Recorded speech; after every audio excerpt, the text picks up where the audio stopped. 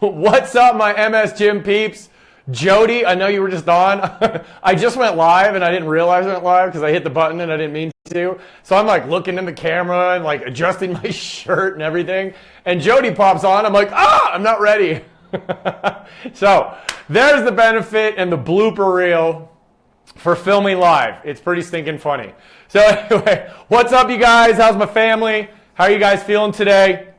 Today's a good day. I'm feeling good today. Just had a good workout, a little bit of cup of coffee. I'm feeling good. So it's time to roll. So if you are new to the MS Gym, I want to tell you welcome or wish you welcome and let you know that if you're looking for exercises to help you manage your MS, this is the place.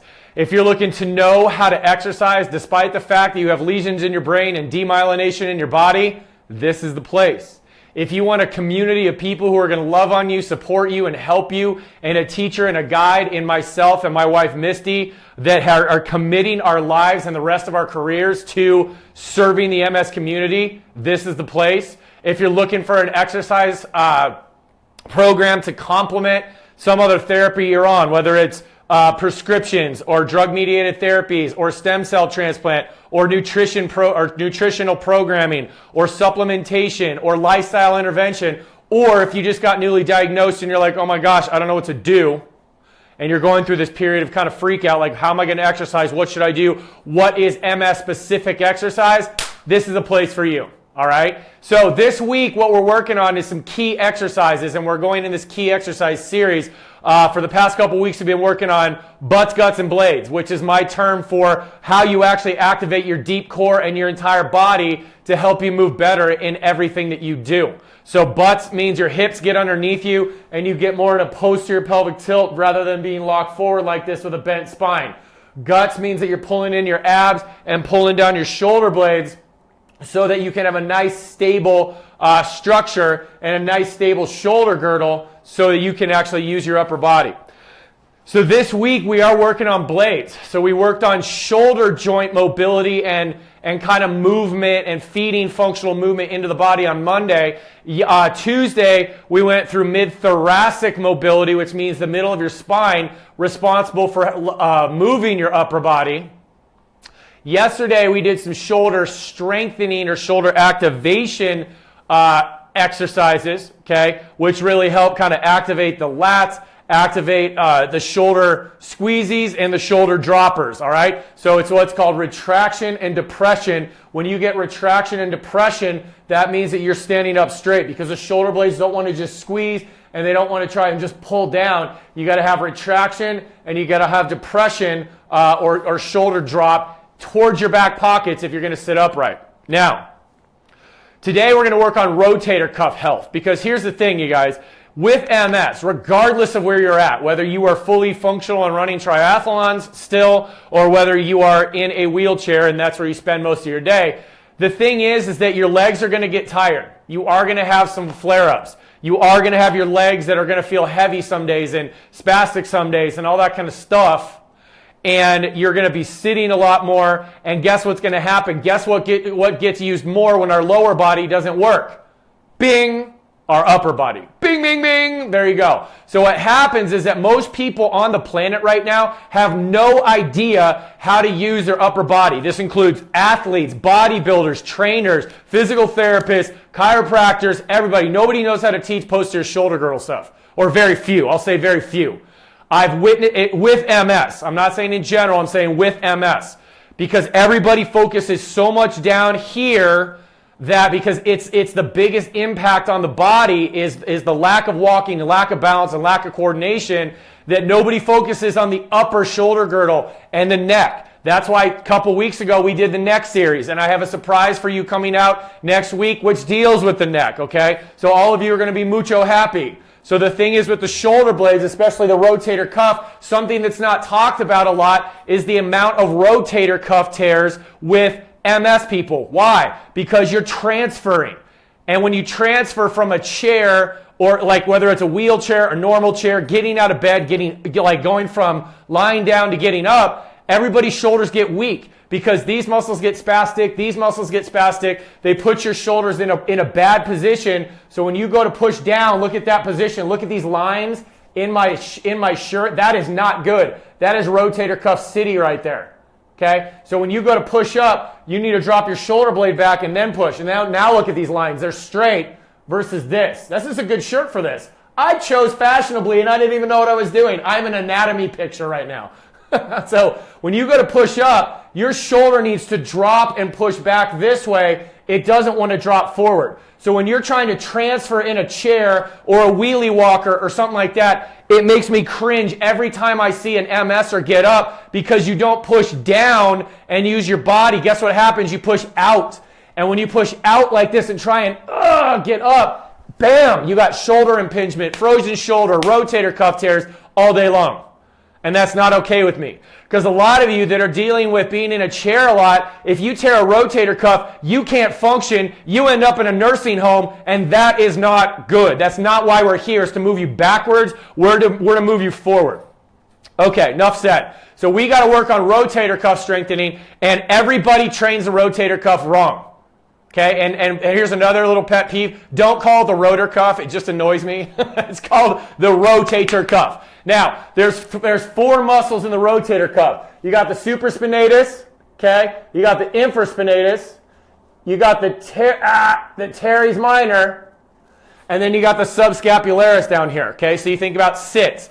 Now, because we are mostly rolled forward like this, the subscapularis is probably going to be pretty tight. So we basically need to inhibit that, and then we want to work on the rotator cuff. All right? So here we go. So what I want you to do, if you can either lay your arm out to the side, you can put your arm up like this. I actually want you to get in your armpit, okay? So here's your true armpit. It's just to the side of that, and you're going to kind of you're going to kind of push on the backside of your shoulder blade.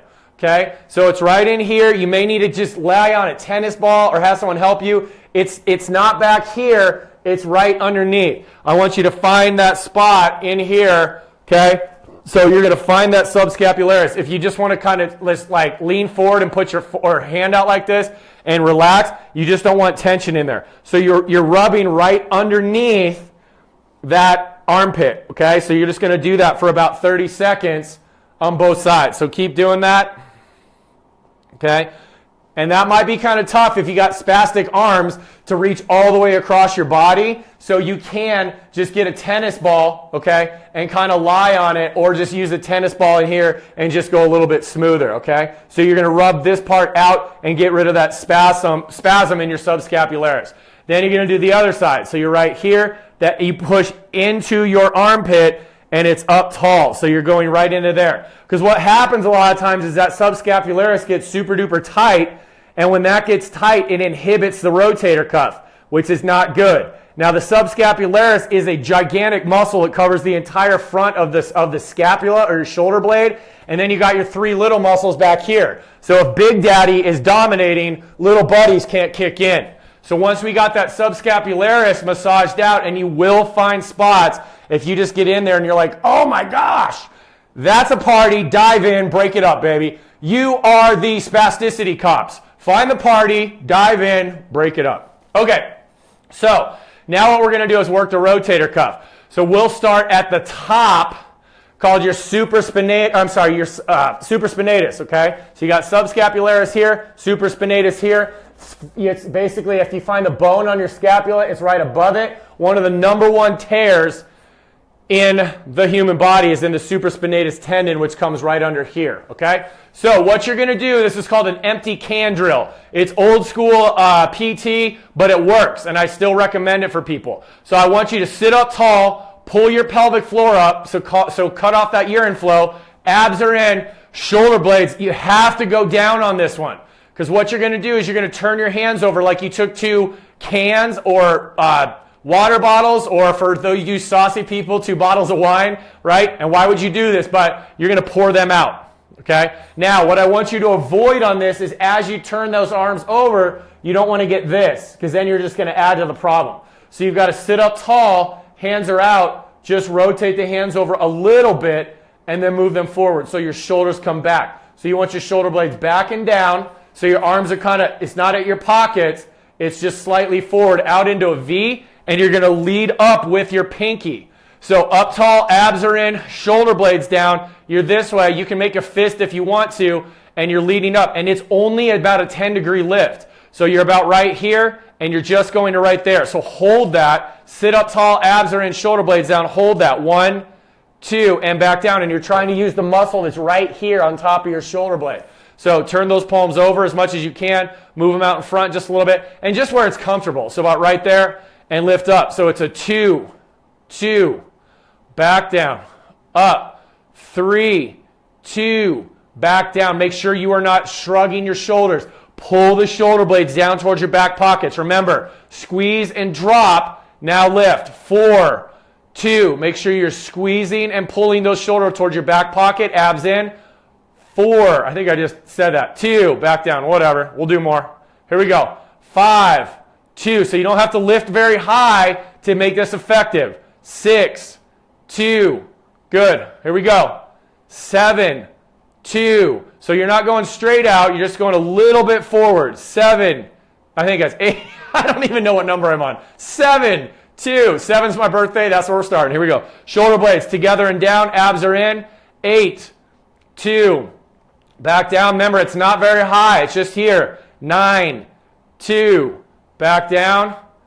10, 2. So you can see what I'm doing from the side here.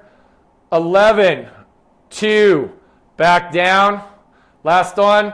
12, 2. So you can see my shoulder blades are backing down. I'm not all the way back here. I'm actually a little bit in front, which helps me keep aligned properly. Okay? All right. So now you've heard, some of you have heard me say the no money drill before. Like, yo man, don't shoot. I got no money, right? I ain't got no money, right? So that's what we're doing now. We've done it on the wall before, but I want you to do it in your chair this time because it helps you really focus, and then you don't have to worry about anything else. You're just focusing on shoulders. Okay, so again, pelvic floor up, abs are in, shoulder blades together and down towards our back pocket. So just think together and down. Ooh. So once you get down to this position where you just were, bring your hands up, and now we're going to work the Teres minor. So what we're going to do here is you keep your hands flat, and you want to think about turning your humerus or that bicep to the outside. So sit up tall. I'll go diagonal on this a little bit. We're here, sit up tall, shoulder blades back and down, neck back, abs in, and we rotate. So it's a 1, 2, and back. And I want you to think about squeezing these muscles right here. 2, 2, and don't go too far. If you go too far, you're going to tip forward. Go 3, 2, and if one of your arms is dragging behind you, like this one can't go as far, just go as far as the affected arm, okay? So if you can only get to here, just think about squeezing those muscles. You don't have to crank it back all the way, okay? That was a little pause. Here we go. So 5, 2, and back. 6, 2, and back. Focus on rotating from the shoulder blades. 7, 2, and make the muscles work. Don't just move your hands. Make the shoulder blades work. Pull them, rotate them together. 8, 2, so this is what it looks like. So we're here, watch my back. 9, 2, so you can see that they're moving. Good, back in and go. 10, 2, back in. Here we go. 11, 2, back in. And last one, 12, 2, okay? Yeah. What's up? All right. Okay. So we release that subscapularis. We work the supraspinatus. We work the teres minor. Now we're going to go infraspinatus. So it's pretty much the same motion as this. We're just more up now. So what I want you to do, your hands are going to be turned over this time. Put your hands out just like you had them for everything. So this was exercise 1. Da da da da da. This was exercise 2. Da da da da da. This is going to be exercise 3. So to get in all of these positions, you just put your hands out to the side, abs are in, shoulder blades back and down, head up. Now what you do is you just come up, turn your palms over towards the floor, and all you're going to do is rotate back. So this is the don't shoot, right? So come back, you're like, yo man, don't shoot, okay? So you're going to hold this and you're going to rotate from this muscle here and from this bone. It's not this, okay? It's not forearms. You've got to get your humerus actually rotating back in order to have this work well, okay? So I'm going to hold my abs in, shoulder blades back and down, put my palms up. Yo, man, don't shoot, okay? So we're here. Keep those abs in and sit tall. We just drop down to level, and then we pull from the rotator cuff, pull from your shoulder blade, and back. 1, 2. Again, if you don't pull back too far or you'll shrug your shoulders. Just go to the point where you're okay and you don't do this. So that's 2. 2, come back down. And if one of your arms is lagging, just go as far as the lagging arm can go. Don't try and get all asymmetrical on me. 3, 2, back down. Abs are in, shoulder blades down. Come on. 4, 2, back down. And go. 5, 2, back down. Abs are in, shoulder blades back and down. 6, 2, keep checking your checkpoints. Abs are in, shoulder blades back and down. 7, 2, back down. Go. 8, 2, back down. Go. 9, 2, back down. Now pull. Come on. 10, 2, back down. It helps if you make that voice. It just activates more muscles. 11, 2, back down. It's like the guys in the gym that yell. We're just yelling at our rotator cuff. Last one. And 12, 2, and back down. Woo! Good job. I feel that, man. That's good stuff. Okay, so those are your 3 rotator cuff muscles. We want to, actually your 4. We want to release that subscapularis, and then we want to activate the supraspinatus, the teres minor, and then the infraspinatus in that order. Okay, there's a reason to that. I don't have time to go into it now, but there's a reason why I do it that way. Okay, so release subscap, blah, blah, blah, blah, blah. Then you're going to do empty can drill, just real light. Okay, then you're going to do no money drill out this way. Then you're going to do don't shoot drill coming up this way. Now you do that every day, just one set of that. If you have shoulder issues or neck issues, if you work your neck and work your shoulders together and you do one set every day, your shoulder health is going to feel better. You're going to sit up straighter. Your core is going to activate better. Your posture is going to get better. You're going to walk better because your shoulders are more stable, and you find yourself having a lot more freedom as you lift your arms up and do your stuff, whether it's standing on your feet, in a chair, whatever it might be. All right? So, if you like this video, hit like. If you want to comment, comments away. Okay? Practice your shoulder stuff, because tomorrow we're going over shoulder strengthening, okay? Shoulder girdle strengthening, and then we're going to put it all together on Saturday, bust through this, and you have a nice, solid shoulder stability and rotator cuff health circuit, and that is how we roll. All right, so I appreciate all the love. I see all the hearts and the thumbs up going on. I love you guys. Thank you so much. We will see you soon. Have an awesome day.